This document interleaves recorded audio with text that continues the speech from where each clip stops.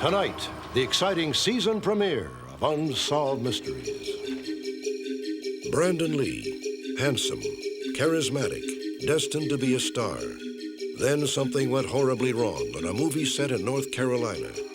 Did Brandon Lee fall victim to an ancient curse that some believe also killed his father, Bruce Lee, 20 years earlier? Kirsty Carlson was a frightened and confused 16-year-old when she gave her baby up for adoption.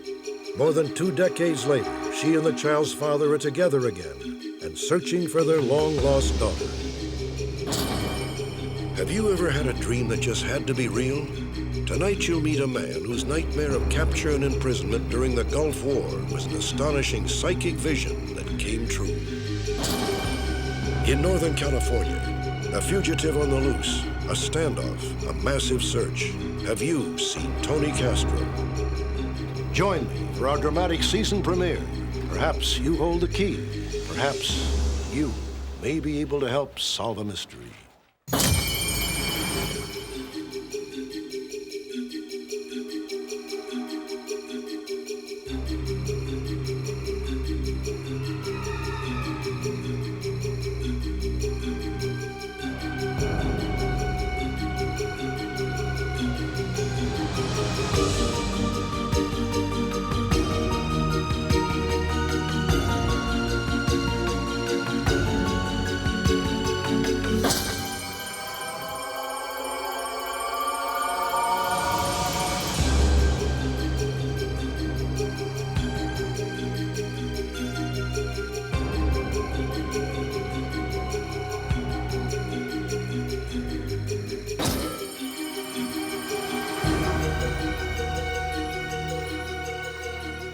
Bruce and Brandon Lee, father and son linked by legend. Each was a rising star in the action-packed world of martial arts films. Some say Bruce and Brandon are also bound for eternity by an ancient Chinese myth. A few have called it a lethal family curse. Supposedly, the first victim was Bruce Lee's older brother, who died as an infant. Later, when Bruce and his son Brandon met unexpected deaths, many again divined the unstoppable hand of fate. Be formless, shapeless, like water. I mean, you gotta put the whole hip into it and snap it. Ultimately, martial art means honestly expressing yourself. With his explosive power and fluid grace, Bruce Lee was a one-of-a-kind movie hero. Almost single-handedly, he created an audience for martial arts films. In the summer of 1973, Lee was 32 years old on the brink of international stardom.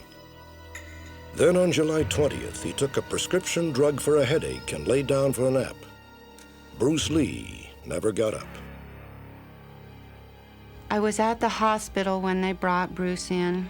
It was just incredible. I couldn't understand what was going on. I kept thinking, he's going to snap out of this, but I didn't know that he was already gone and they were trying heroic measures to bring him back and all that. The unthinkable had happened. Bruce Lee was dead. His funeral drew more than 25,000 mourners. After an unprecedented 9-day inquest, the coroner announced his findings. Bruce Lee had died from a freak allergic reaction to a pain remedy. Here we have this paragon of fitness, one of the most lethal human beings with his hands or his feet taken out, essentially by a headache tablet.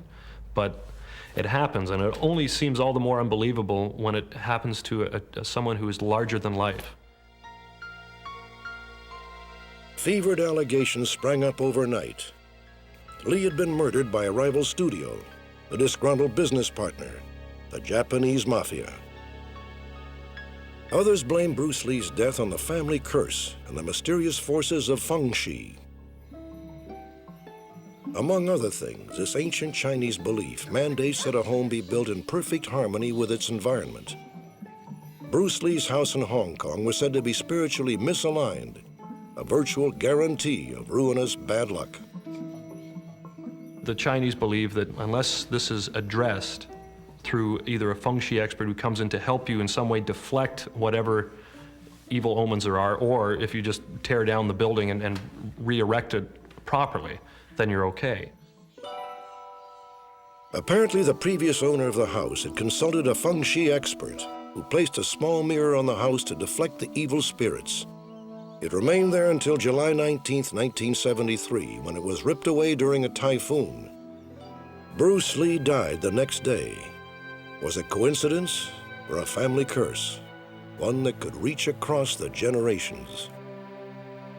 At the time, Bruce's son Brandon was just 8 years old. Already, he was following in his father's footsteps. I started training with my dad really as soon as I could walk. I mean, my dad was a really diligent trainer, and he always had people over at the house practicing. In fact, I remember when I was a little kid, a lot of my friends didn't want to come over to the house because there were always these men out in the backyard screaming and breaking things, you know. Like father, like son. Brandon followed Bruce's path to the big screen as a star of martial arts films. Brandon was 28 years old when he was fatally shot on the set of his fifth feature, The Crow. An untimely death, one dogged by controversy. Like father, like son. It was awful. I mean, I didn't think, no one ever thinks that their child is going to predecease them, especially one who is so vibrant and had so much life and so much future and so much promise, and everything was coming together for him. And for one who had already suffered tragedies in his life, and then this. But Brandon Lee's sudden death renewed speculation about a family curse. But can this tragedy really be attributed to supernatural forces? Tonight, in an exclusive television interview, detectives in charge of the case set the record straight. Nearly 50 eyewitnesses, more than a dozen ballistics tests. This is the story pieced together by detectives Rodney Simmons and Brian Pettis of the Wilmington, North Carolina Police Department. The strange 6-week journey of the bullet destined to kill Brandon Lee. After about 5 to 6 months, we knew pretty much where the gun had gone, where the bullets had gone, who had handled the bullets, who had handled the guns, and at what level of responsibility everybody was. They were filming a pawn shop scene, and they needed items from an actual pawn shop. So they went to one of the local pawn shops in Wilmington. You can take any of the guitars you want except for the 2 red ones and the blue. Okay, what about accessories? Oh, sure, no problem. All right, cool. Hey, listen, when you're done with that, we'll just start with the guitars, okay? The stagehand gathered hundreds of props. Among them was a box of live .44 Magnum bullets. The first link in the fatal chain of events was now in place. They dressed the setup with all the items that they received. They had placed the 44 rounds on a counter that was used in the scene. Where'd these come from? Oh, we got those at a pawn shop earlier. These are live. Hey, listen up! Stunt coordinator said when he found the live ammunition on the set, he was livid. The bottom line rule is that you don't have live ammunition on a set. The stunt coordinator locked the bullets in the trunk of his car, where they would remain for another 2 weeks. Understanding the tragic events to come requires some knowledge of bullets and blanks. The business end of a bullet is a lead tip. It sits snugly in the casing. Packed inside is a load of gunpowder. This small disc is an explosive charge known as a primer. Once the trigger is pulled, hammer hits primer. Primer detonates, igniting powder. The explosive force of burning powder shoots lead tip towards target. Simple, deadly. A blank is a bullet with a harmless disc of cardboard instead of a lead tip. The gunpowder load can be varied to affect the amount of flash visible when the blank is fired. On the set of The Crow, preparations are underway for a scene that required quarter-load blanks. However, none were purchased. To save time, the live shells were brought out to be modified into blanks. They removed the lead tip with a pair of pliers, shook out the powder that was inside of it. That left the cartridge and the primer. The primer in itself, they decided, was the equivalent of a quarter-load manufactured blank.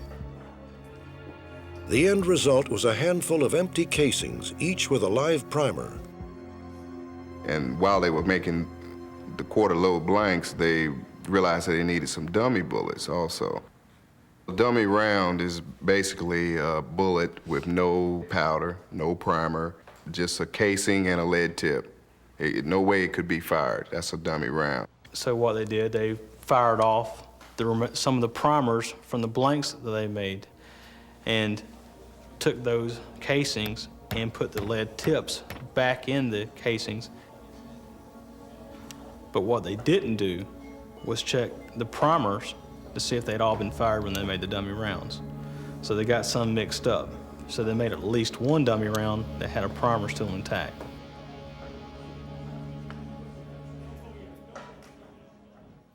They needed a scene looking down the barrel of the gun. The people that were doing to do the shot was part of the second unit filming crew. And they would pull the trigger, rotating one cylinder at a time around, simulating someone firing a weapon. What was that?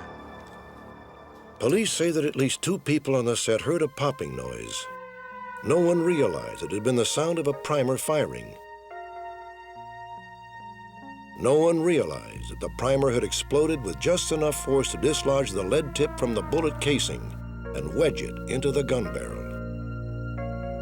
There it would remain, undetected, for another 14 days, awaiting its fateful meeting with Brandon Lee. About 2 weeks after the second unit filmed the gun, the scene came up. It was a death scene for Brandon's character. And for this scene, the director chose to use a full-load blank. They called for the .44 Magnum, loaded it with the full charge blanks. At this time, the lead tip is still lodged inside the barrel. He gives the gun to the actor. Okay, stand by. And action.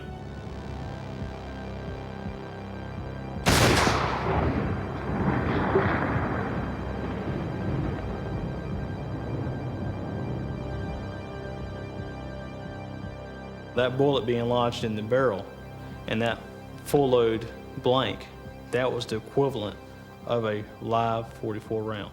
And it was projected out of the gun and into Brandon Lee. North Carolina officials concluded that the film company's biggest failures were not having a gun expert on the set and taking shortcuts to save time and money. However, the chain of negligence involved so many people that convicting any one of them was unlikely. No criminal charges were filed. In the end, it seems that Brandon Lee was truly a victim of circumstance. Or was he, as some claim, the final casualty of the family curse? I think the family of Bruce Lee has been blessed, not cursed. And we who are still here, myself and my daughter Shannon, felt very fortunate that we were part of this family and knew Bruce and Brandon intimately. I think that Brandon and I think that Bruce were 2 people who did try their best most of the time, who wanted to produce quality work in their lives, and who did. They were extraordinary young people.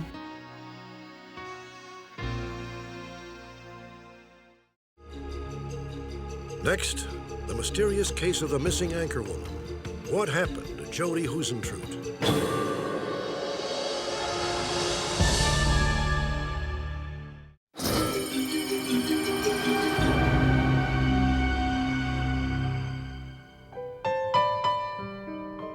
Mason City, Iowa is a quintessential small town. In fact, it was a model for the town immortalized in the legendary Broadway show The Music Man. But since June of 1995, this homespun hamlet has been in mourning. Yellow ribbons everywhere symbolize the hope that one of Mason City's most popular residents will someday come home.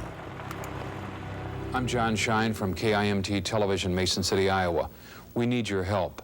One of our news anchors is missing. Her name is Jody Husentrut. Jody is 5 feet 3 inches tall and weighs 120 pounds. She has blonde hair and was last heard from around 4 a.m. Tuesday, June the 27th. In case you're counting, today marks the 6th consecutive day of hitting 90 degrees or better. Jody Husentrut moved to Mason City in late 1993 and quickly became an active member of the community. As the anchor of a morning news show, Jody was a local favorite, a woman with many friends and no known enemies.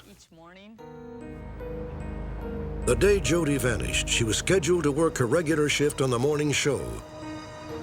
When she didn't arrive on time, producer Amy Coons called her apartment. Everything sounded normal, just like I had just woken her up. What time is it? She asked the question. So I told her, Jody, it's about 10 to 4. You need to come into work. How much time is left to produce on the show? I mean, she was obviously thinking, she was aware, she just knew she had overslept and she had to get into work. I didn't hear anything out of the ordinary. Nothing. When Jody didn't show up by airtime, Amy anchored the newscast, then sent the first available person to check on Jody. I was halfway mad because I had to do all of this stuff all by myself, halfway worried because I thought, geez, what if she's laying in her apartment bleeding because she fell down, hit her head on the tub, you know, things like that. But never once did I think somebody nabbed her outside of her apartment. Never once did that cross my mind. The officer arriving at the scene observed several of Jody's personal items strung about the ground around her car.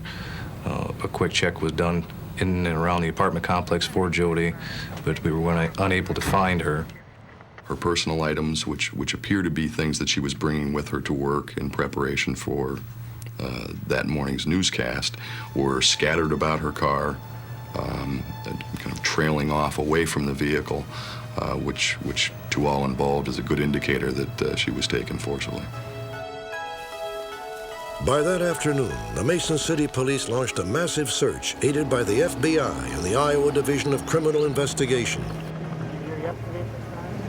Rescue teams scoured the countryside. Divers and police dogs covered the Winnebago River and its banks. But there was no trace of Jody Husentrut. In fact, the only possible clue was a white Ford Econoline van, much like this one. It was seen in the parking lot of Jody's apartment building about the time she disappeared. The most difficult aspect of this investigation to date has really been the lack of apparent motive for an abduction, the lack of physical evidence involved in the crime scene, and the lack of any genuine eyewitnesses. This is still very much an open case and will remain an open case. We are receiving still 4 to 6 leads a day on the case, and all those leads will be followed out and worked. It's been 8 months since the people of this quiet community hung the yellow ribbons and put up the missing posters. The ribbons are now tattered, the posters faded, and Mason City is still trying to make sense of what happened to Jody Husentrut. Good thinking. Way to go, Kevin. I'm getting there slowly. Way to keep me in check. We spent a lot of time and a lot of effort talking to people who knew Jody and spent time with Jody. We located nothing in her private life that would have put her at risk at all. No dark side to Jody. She was as real and all-American as she appeared to those who knew her and to her viewers. I think there's still hope. I really feel that we might find her yet. You can't give up hope. That's what gets you up in the morning.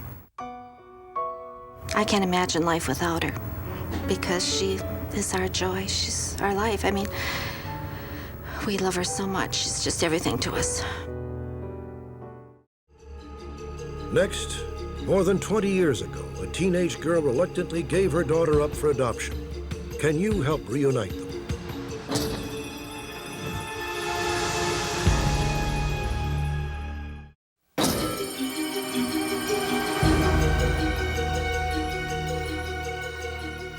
"'Tis better to have loved and lost than never to have loved at all," or so the poets say.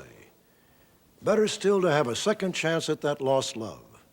And so it would be for an Iowa teenager named Christy Wismer. Yeah, but she'll sneak out. You know, Jeannie. In 1973, Christy was 16. Her boyfriend, Dave Carlson, was 18. Their youthful romance burned briefly but brightly.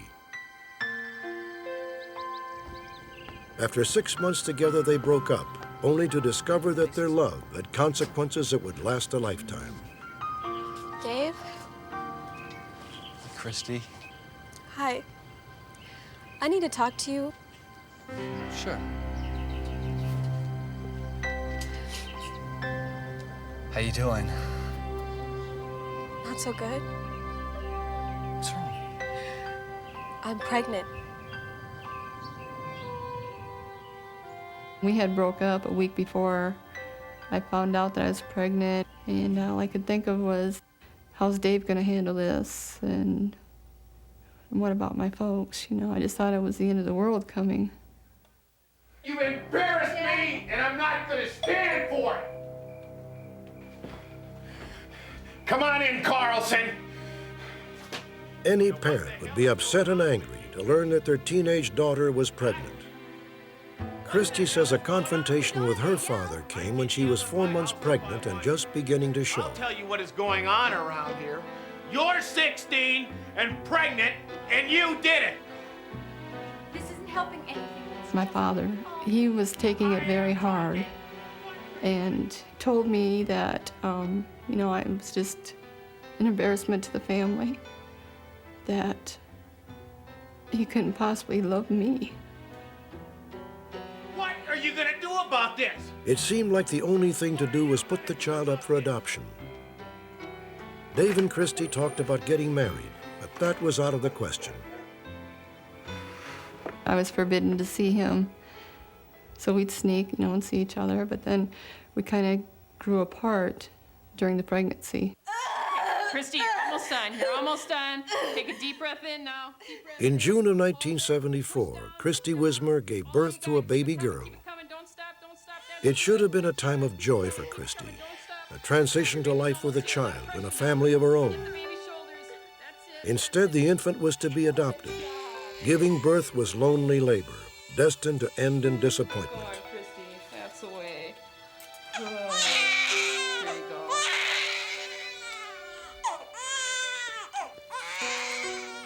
go. They took the baby away right away. And after they wheeled me back to my room and put me into the bed, my mother come up and talked to me for a little while, and she asked if I would walk down and look at the baby. I saw her earlier this evening, and she's beautiful. She's the one down front. She looked so sweet laying there. She's beautiful. Mm-hmm. You know, I knew that I loved her. But I couldn't take her home.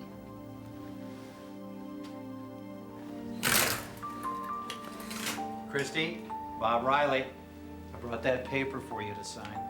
The adoption rolled forward, overwhelming any last-minute doubts Christy might have harbored. Sign right there on the X, okay? Excuse me, please. Sure. I just want you to know how proud we are of you. Before the baby was 24 hours old, she was on her way to a new family. I'm very tired right now. Do you think this could wait until a little bit later? No, gotta do it right now, just as we talked about. There you go. I knew that the adoption was going to take place. But it hadn't really hit me at the time. You know, I was pregnant, I was in labor. Bless you, Christy. Everything was just happening so fast. Christy Wismer never saw her daughter again. She and Dave Carlson went their separate ways. They each married, had children, divorced. In 1995, Christy returned to Iowa for her 20-year high school reunion. Friends told her that Dave Carlson had been asking about her. Christy called him up. I was really nervous about contacting him. And I was really glad when I did make the phone call, though, because it seemed like we still, you know, the feelings were still there. And he asked if we could see each other the following night for a date, and we met, and things were still clicking between us.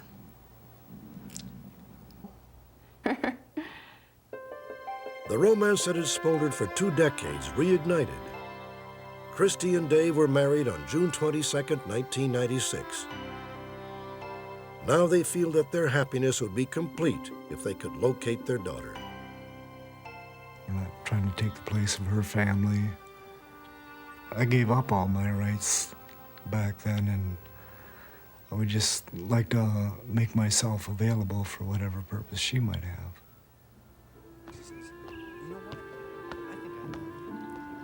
I've kept it inside for so many years and not talked about it. Dave? Christy? What are you gonna do about this? After meeting Dave again, it's just surfaced, and it's just something that I've got to do. I've got to at least attempt and try to find her.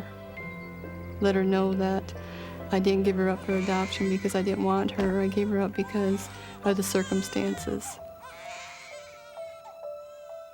Maybe she never will forgive me for what I've done back then, but I would like to just be able to see her and talk to her.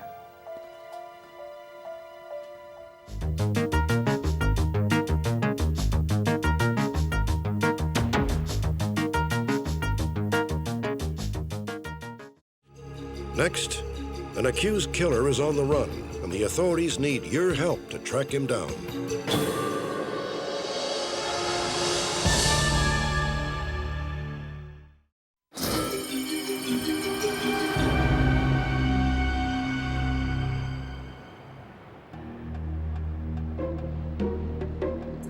July 23rd, 1994. A young man in a Chevy Suburban speeds southbound along Interstate 5 in Shasta County, California. On his tail is Highway Patrol Officer Kevin Benson. Southbound approaching Pollard Flat, Washington, Tom X-Ray Sam, 726. Tom X-Ray Sam, 726, returns to the stolen vehicle out of Washington. 10-4, requesting backup. Officer Benson has no idea that he is following a very dangerous fugitive.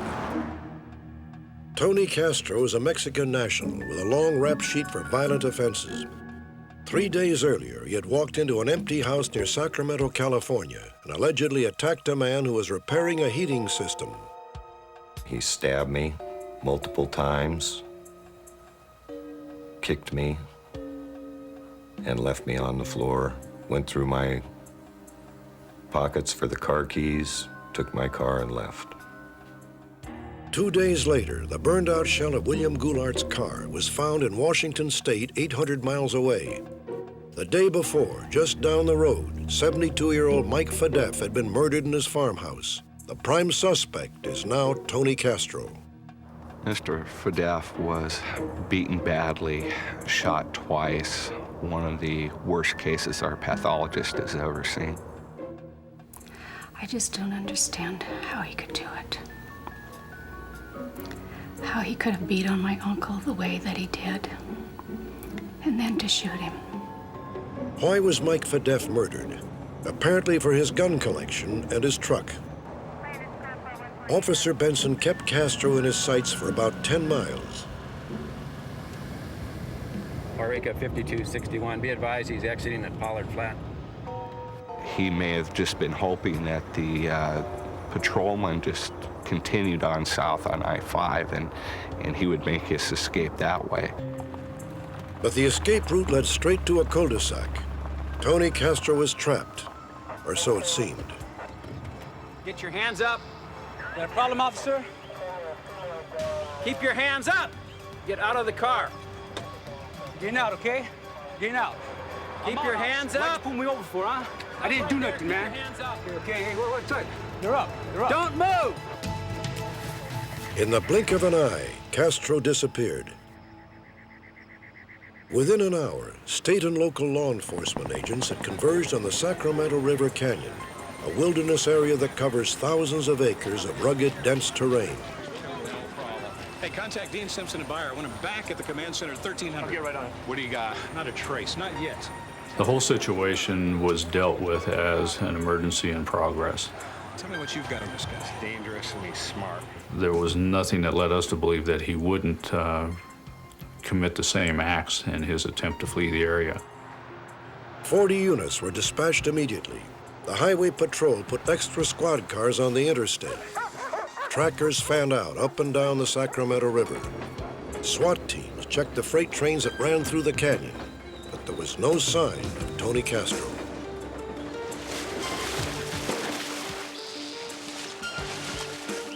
Because the canyon is bordered by steep terrain to the east and west, authorities speculated that Castro would stick to the river. An hour later, confirmation. Got a print over here. Yeah, that's our guy. Better call it in. He's going northbound. Command post 2224. He's gonna hold up a lab tech ID. They've got a footprint. Let's see if that matches up. We're gonna get this guy. There wasn't anything rational about him. It was difficult to pinpoint what he would do next. This guy had no feelings towards taking a human life to just get an automobile, just to provide himself transportation to kill another human being. In the early afternoon, and a mile upstream, a news reporter was lost along the frontage road.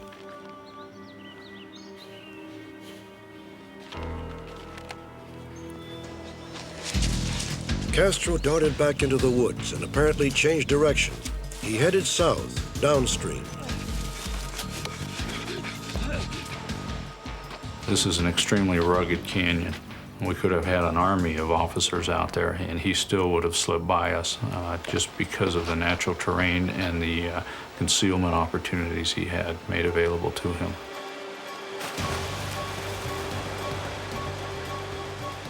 Castro is a survivalist. This man has the skills to survive in elements that the average person wouldn't. He was a strong individual. He could probably go for days in the elements without food or water and survive. Call in the teams. We'll just pick it up tomorrow. He's got the advantage, and I don't want to jeopardize our trackers. As nightfall approached, Captain Richardson was forced to pull the trackers out of the canyon. He could only hope that Castro would still be around the next day. And our fear level kept rising because we hadn't had any reports on the movement of the suspect. We hadn't been able to confirm whether he was still in the area or not. And it became our concern that he had taken refuge in somebody's home, holding them hostage or doing them harm. But Tony Castro continued to confound authorities. As far as anyone knows, he did not bother a soul that night. In the morning, he showed up in the small town of Lakehead, 8 miles south of where the chase had begun. Excuse me. Can I help you with something? Like to buy your car. It runs good. Yeah, it runs. Like to buy it for my wife. $200, right? Yeah, if you got the cash. I got cash. I'll get the key.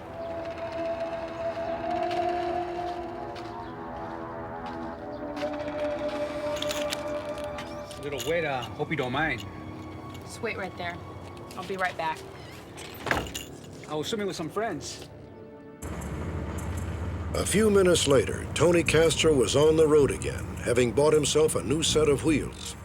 He next showed his face in Orange County, California, where he has family. But within a few days, Castro disappeared again. He had eluded one of the largest manhunts in Northern California history.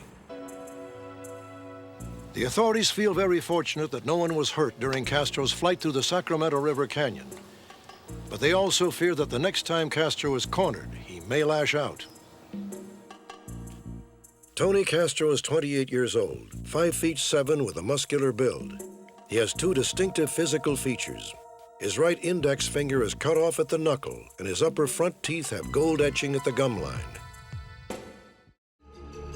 When we return, a man's strange dream of capture and imprisonment apparently comes true for one of his friends.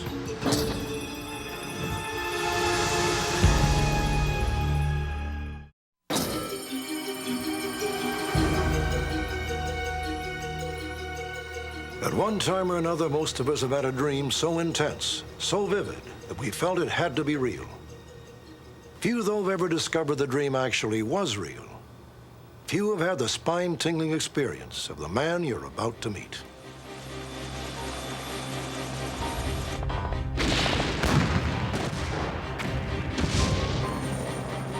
January 1991. The onslaught by the United States and its allies, known as Desert Storm, burst across Iraq and Iraqi-held Kuwait.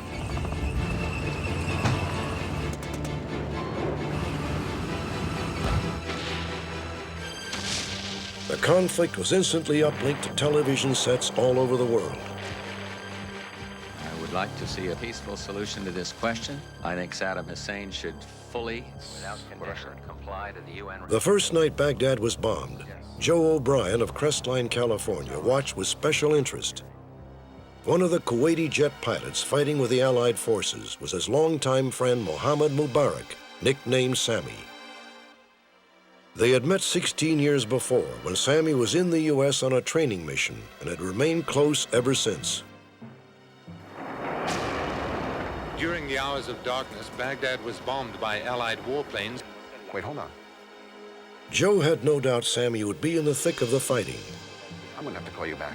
But he was stunned to see his friend's face staring out at him from the TV. The Iraqis had shot down Sammy's plane and taken him prisoner.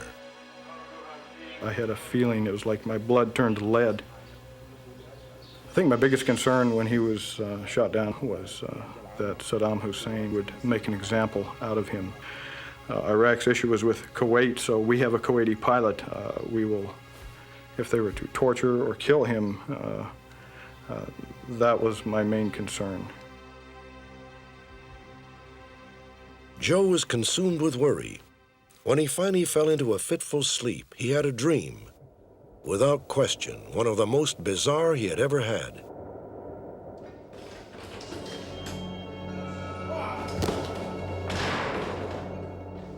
In my dream, I was very much aware that I was Sammy. I was in his cell, and I was seeing things through his eyes. It was a fairly small cell with a high ceiling. The floor was very cold. I was very cold in this dream. And I noticed the color was almost like a dark, flat porcelain. It had on a maroon, took on a maroon or a purplish color when the light was on. When it was off, it just looked gray or black. I remember being very uncomfortable. But the pain I had in my hands almost overrode everything else about my captivity. It was so painful. My hands were on fire. In his dream, Joe had a surprisingly strong feeling about what appeared to be an ordinary striped blanket. There was something about this blanket or material that I was very happy to have it. And I don't know what the significance was, but I remember studying the material and the design. And it was shortly after that when I woke up in a cold sweat. I've never had a dream like that, and I've never woken up like that before. And I immediately got out of bed. It was about 6 o'clock, and I went right into the bathroom and turned on the cold water to run some water on my wrists, which were very, very sore.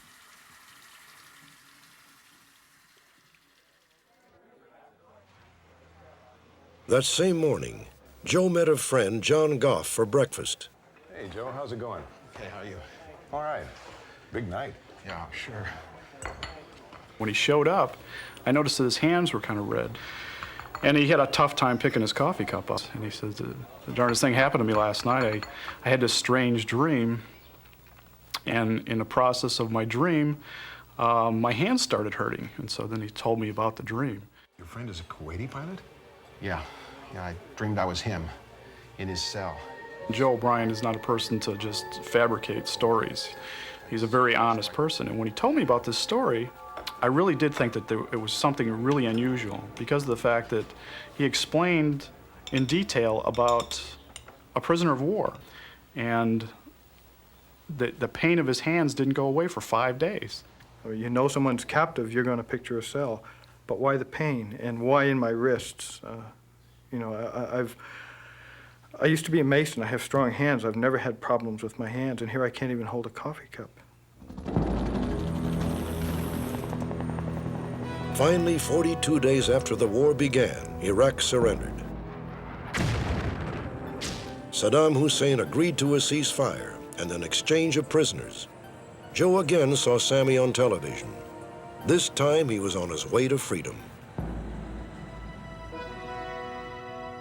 When I saw Sammy actually being released, I couldn't believe it. I was just so happy. And I called him. I called him right after that night he was in the hospital, and I guess he had just I walked into his room, and I called him and had a wonderful conversation with him, and was very happy. It was a good day. Sammy. Joseph, my friend, how are you? The following Christmas was a true celebration. Sammy and his sister visited Joe in California for a reunion. That night, Joe finally decided to tell Sammy about his extraordinary dream. Of course. Well, I dreamed that I was you in a cell. It was a dark, black and burgundy tile with this little window way up high. It was cold. Sammy was struck dumb. Joe's words thrust him back into the horror of captivity.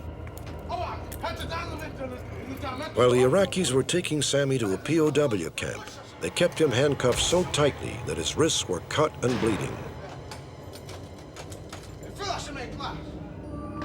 The pain with the hands, I hardly can move my wrists around. I had the handcuffs for 5 long days, very tight and really hurting my wrist badly. And then also he had the pain for 5 days exactly, so very strange, I had this beige and green striped cloth, which was really important to me. The detail was astonishing. Joe was describing Sammy's blanket, the only comfort he had. I was very cold, and to keep myself warm, so I usually just have the blanket around me, and that was somehow my favorite, because, it was keeping me warm. Describe my cell exactly. Joe and Sammy compared notes for hours. On point after point, Joe's dream matched Sammy's experience precisely. Even the cloth. I was totally amazed, surprised. His dream matched the cell and the reality almost, let me say 100%, 100%. The feeling, the description, the colors, how I felt, everything. There is no accepted explanation for this particular unsolved mystery. Perhaps it was just an eerie coincidence. Or perhaps it is proof that true friendship cannot be bound by time, distance, or dimension. As renowned psychiatrist and dream analyst Carl Jung once said, "The unexpected and the incredible belong in this world. Only then is life whole."